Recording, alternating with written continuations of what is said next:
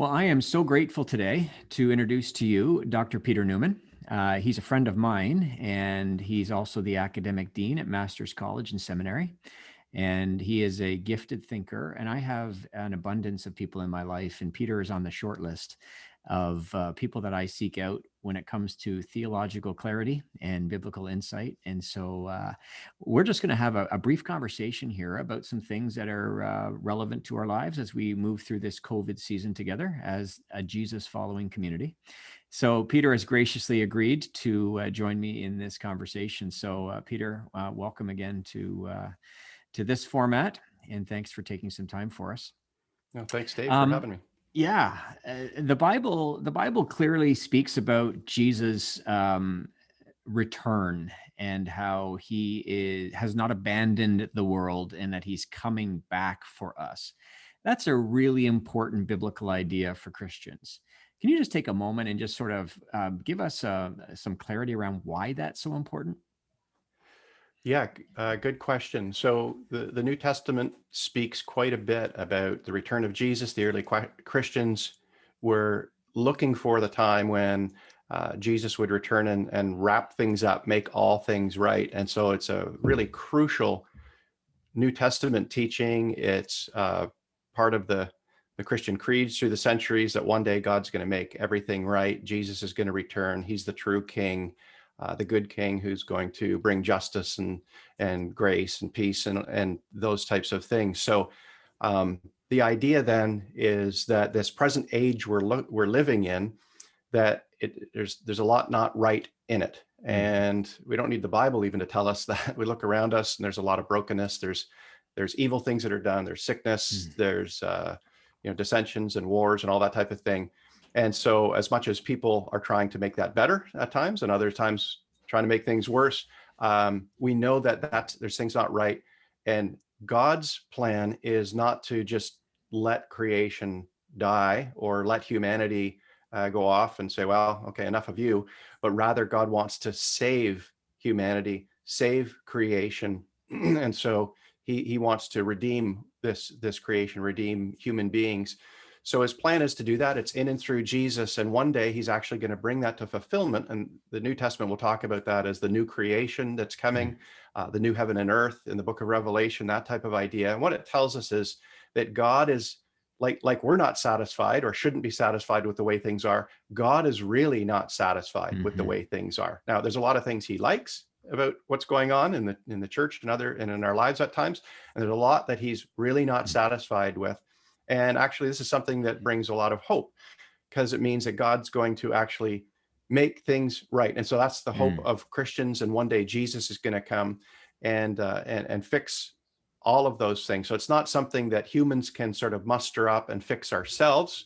We can sort of look to the end where that God is going to take things and as much as possible live our lives in alignment with the same attitude that God has, which is we'll do as best we can right now with the help of the Holy Spirit, but we live our lives as people who belong to the new creation and longing for the day when Jesus will come and wrap things up and bring us into that new creation. So that's why this has been a really important belief for Christians through the centuries, and why it matters for our faith today, because it gives us a trajectory, it gives us an aim how to live out our lives.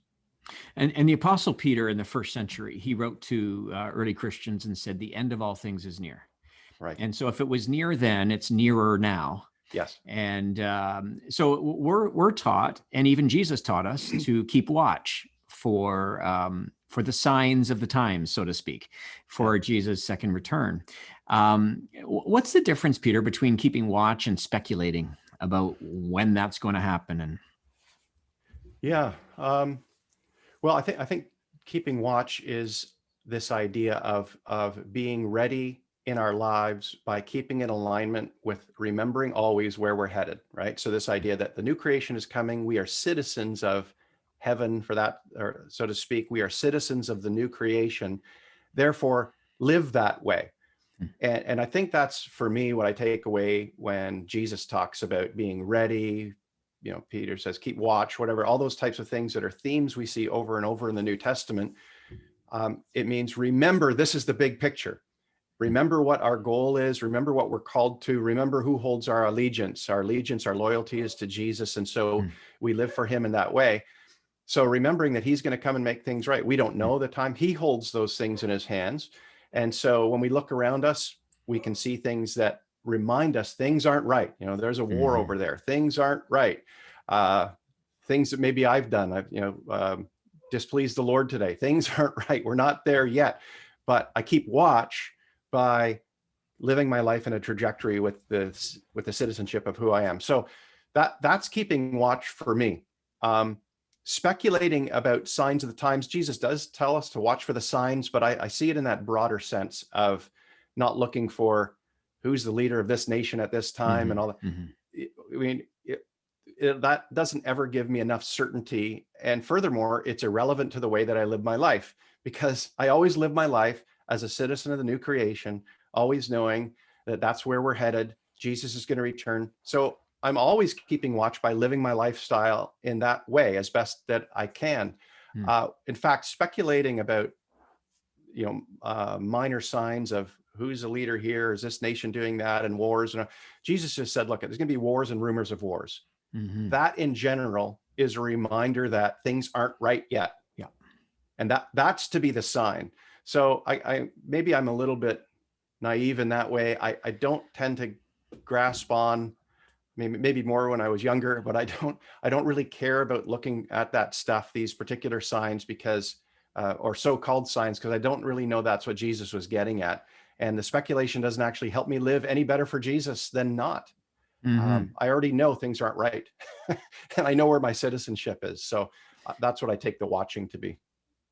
Yeah, and so as we move through this COVID season, we're doing this. We're walking through this together as a faith community, and we're confronted with opportunities and challenges.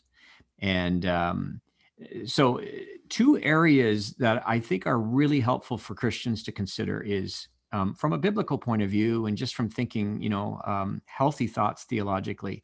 What role does or what relationship do Christians have or should pursue with government, and how do we relate as people of faith with science? Because we're confronted with COVID and vaccinations and government decisions and regulations, and it seems like everybody has an opinion. And maybe just quickly, Peter, help us understand how people of faith relate with science. This could be a 2-hour conversation. Yeah. But how do we relate to the government, and how do we, as people of faith, relate with science? Well, as we were chatting about before we started the recording here, there's been a lot of talk about government involvement and their influence over our lives. Some people would say interference in our lives. And I realized how little I'd been thinking about that in a very specific ways, because I guess I'd sort of already resolved that for the most part. I resolved that as long as government is not asking me to give up my allegiance to Jesus, then I don't give it all that much attention, in the sense that doesn't mean that it doesn't matter. It's just that I view, as one writer and podcaster, Preston Sprinkle, would just say, look, at all government activity in the world today is the politics of Babylon, so to speak, because Christians' allegiance, our citizenship belongs to the new creation. We belong to Jesus. Now, that doesn't mean that what governments do today doesn't matter. It matters quite a bit. And we're to be involved in the sense of helping and trying to redeem things and all the rest of it. But at the end of the day, it's the politics of Babylon, which means that I don't give my allegiance to any political party. It doesn't mean I won't vote or anything else like that. It's just that Jesus has my allegiance. So when it comes to government, God uses the governments as a tool to try to stave off anarchy and and to help things be better, right? So that's a gift. And if we're going to act rebelliously and not care about people, well, then sometimes we're going to find ourselves getting a ticket or worse. But as long as there's not a call for me to give up my allegiance to Jesus, then I'm not too worried. And in some countries, I'd have to be more worried. Right now in Canada, I'm not particularly worried. Doesn't mean I agree with everything governments do. And there's times we'll have to disagree and all the rest of it, but I see them as a tool from God in that way. Second part of your question has to do with science. Again, huge questions here. I think Christians, because God is the creator of everything, that whatever we find to study and look at in creation is just learning more about the type of God that he is. And scientists, whether they're Christians or not, that's their job. And they're actually, when they study the natural world, they are actually finding out more about the creator. Again, whether they acknowledge the creator or not is a whole other issue. So Christians aren't to be afraid of science. I don't know that sometimes the church, the way we've been raised in church, and for some people, this might be not their experience at all, but just at times I was raised with the idea that science is sort of the enemy. There's some sort of conspiracy of science out there with certain theories and all the rest of that. I don't think that they have time to do that. These there might be some, but this is folks just trying to discover things about the world. So that doesn't frighten me. In fact, we should embrace that if we believe God is the creator. When it comes to what science does, there's people that are afraid of some of the applications of it, vaccines, technologies, all the rest of that.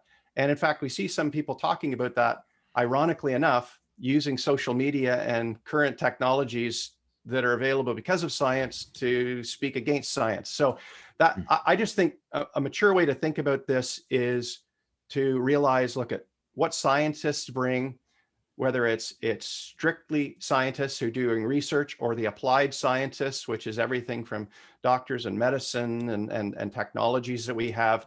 I think these can be very, very good things, and we're not to be afraid of them. We always do this thoughtfully, of course, but anyway, that's a really short answer. I hope it made sense to some really, really big questions there. Yeah, absolutely. And science, no question about it, has made our lives better. And I think so. An absolute gift to humanity. And we get to live in this time in history, and science has eradicated many diseases and has again increased with technology to help our lives become better. From a pastoral point of view, how we conduct ourselves in the world really matters. We are called to be witnesses. We are making the announcement that Jesus is Lord, and we are living out our faith before the world, before our neighbors and friends. Can you make a few comments here, Peter, as it relates to like the vaccine? Thanks be to God that we have had a vaccine emerge that I believe will help with this fight against COVID. There are some people for some very good reasons, and there are some who just, again, and most of us are not scientists, so we don't understand all the dynamics around vaccines. But can you take a moment or two and just talk a little bit about the vaccine rollout? How should a Christian respond to the opportunity to be vaccinated? This is not a political conversation. This is, again, sort of like part two of this conversation around science and around, fighting COVID and the new humanity, the new world that we're looking to foster and promote. What does that look like for Christians, and why might we struggle a little bit or be hesitant or even cynical around the vaccine? Yeah, good question. I mean, I haven't followed that much of I'm hearing like off to the side at times or on Twitter, different social media, that people are skeptical about taking a vaccine from the extreme of, well, not only they're going to give you a vaccine, but they're going to implant a microchip inside you to track you. And nobody has time for that, right? So, or the idea that if you don't get the vaccine, your movement in the world might be restricted, right? Maybe you're not allowed to leave the country or leave a region or go into another region or whatever the case is. And so some have suggested, oh, this is just getting us ready for, maybe some things that are going to happen in the end times, where government is going to be, some of us raise the word antichrist, that some nefarious world leader is going to begin to take control over our lives. And this is preparing us for that.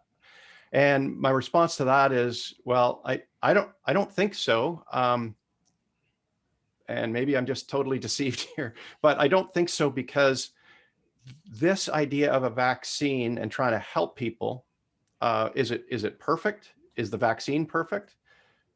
Well, it's about as good as we've got right now.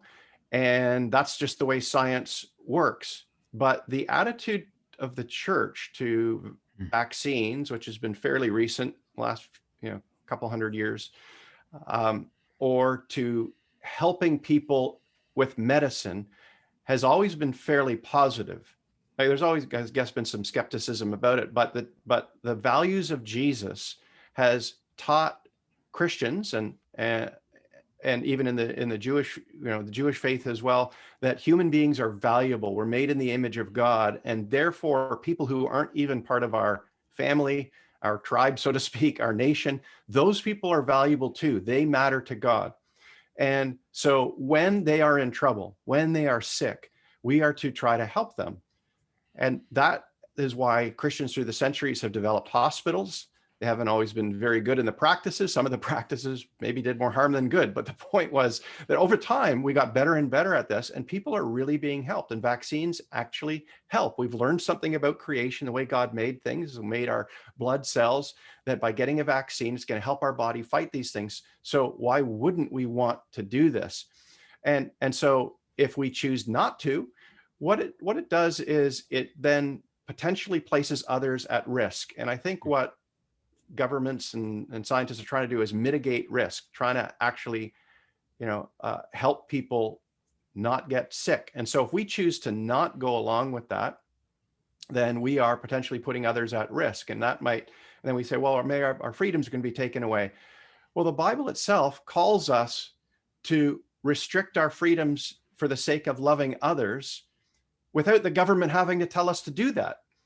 And so Paul will talk about this in 1 Corinthians. He says, look, if I know my actions, even though I'm free to do them, are going to potentially really harm another person's, even their conscience, in other words, really cause them to struggle in the faith, he said, look, I'll just say for the sake of love, I just won't engage in that activity around the person, right? I'm not going to do that. Well, that's self-restriction. That's the type of thing Jesus would do. Here, the government is saying, would you please do this? Well, Christians in many ways should be the first to say, of course, we want to help people. I don't want my life to potentially endanger another life. So I'm all for taking the vaccine. And I don't understand then why many Christians would be opposed to this. It would have to be a significant amount of maybe conspiracy thinking or a lot of fear there that I'm not convinced it's biblically grounded. I think there's probably other reasons pushing it, but that's probably a bigger discussion. That's so good, Peter, and so helpful. As we chatted before we hit the record button, the Christian community is invited, called, commissioned to be people of peace and to be people who are not dominated by fear. And I am an advocate for being a bridge building person. And I do want to just share maybe one last pastoral comment before we wrap up. Is it's easy for us sometimes to focus on our own conviction on a matter, or to feel so strongly about something that is, again, not a clear admonition in Scripture, and we expect everyone else to see it just like us.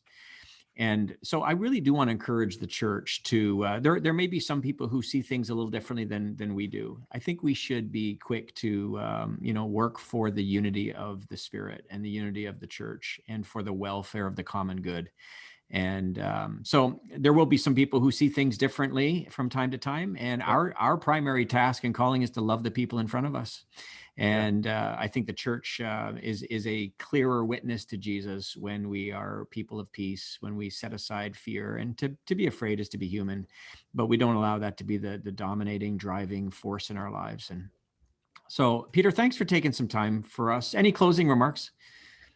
Yeah, no, thank you very much, Dave, for this. I would just say, just to build on what you were just saying about being that witness for people that sometimes, they're looking at our lives, they're watching to see how trustworthy we are. It doesn't matter what we would say about Jesus if they think, I can't trust that person says, for the most part. I mean, nobody has perfect knowledge or anything else like that, but we want to be trustworthy people, that people know us for being charitable towards others, and that we have a sensibility, a wisdom about us. Again, we're not going to be perfect with this. I don't think our neighbors are expecting us to be perfect with this. Are we trustworthy people? And I do get a little bit nervous that when we start capitalizing or building on type of conspiracy things, that we're actually in the, in the short term, that might make us feel better. In the long term, that might actually undermine our witness for the faith, more so than saying, well, I'm going to, resist the government here. I'm just thinking, this is not the time to be doing it. This doesn't make sense. The only reason the governments today are interested in helping people, like Rome was not interested in helping citizens or not, or certainly non-citizens. When a plague came through town, everybody left. You leave your family members to die.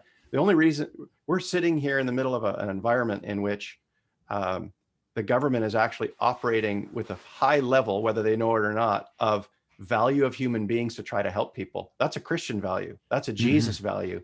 And so to resist that might be in the long term undermining witness. So we need to be careful about that. That's so good. What a great way to wrap up our conversation. Thanks, Peter, for taking the time to help us find some more clarity on something that we're all walking through together. Much appreciated. Thanks a lot, Dave.